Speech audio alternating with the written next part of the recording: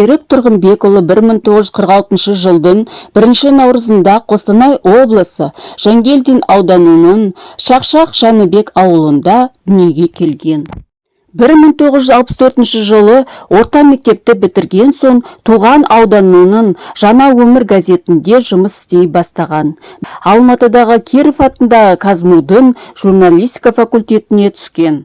Қазақ теледидарында редактор, Қазақ КСРО баспа комитетінде аға редактор, Жұлдыз журналында бөлім меңгерушісі.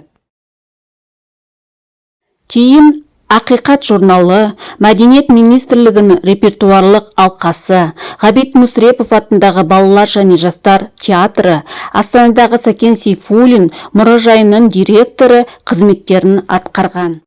Серік Тұрғынбекұлы қазақ поэзиясының арқалы ақыны, лирика, эпикалық дастан және драматургия салаларында ерекше қолтаңба қалдырған. Оның шығармалары ұлттық тарихқа, табиғатқа, қоғамдық өзгерістерге және патриоттық тақырыптарға арналған.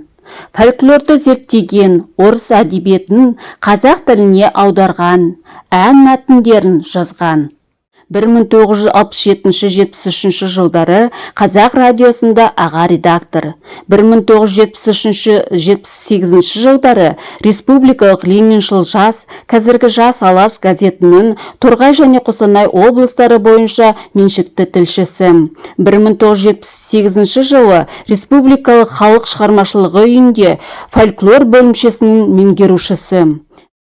Серік Тұрғынбекұлының бұл кітабында 1916 жылдары ел тәуелсіздігі үшін күресіп, жанын пида еткен, мергендігі мен ерлігі ел ішіндегі аңызға айналған хас батыр Кейкі Көкембайұлының өмір тарихы, талайлы тағдыры жан-жақты баяндалған. Кейкі батыр дастанының тілі көркем, оқиғасы әсерлі, мазмұны мен ойы мағыналы. Ұлт-азаттық көтерілістің 19 ғасырдағы ұлт батыры Махамбет пен Жәңгір хан туралы дастаны.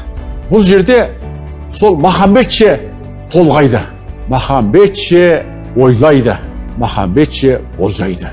Серік Тұрғынбекұлының Жер орта дейтін кітабында арыстар азасыз дейтін тарау бар. Хан Абылайдан бастайды. Хан емдеп кешірім сұрайды. Біз кешір, біз осындай күйге ұшырадық.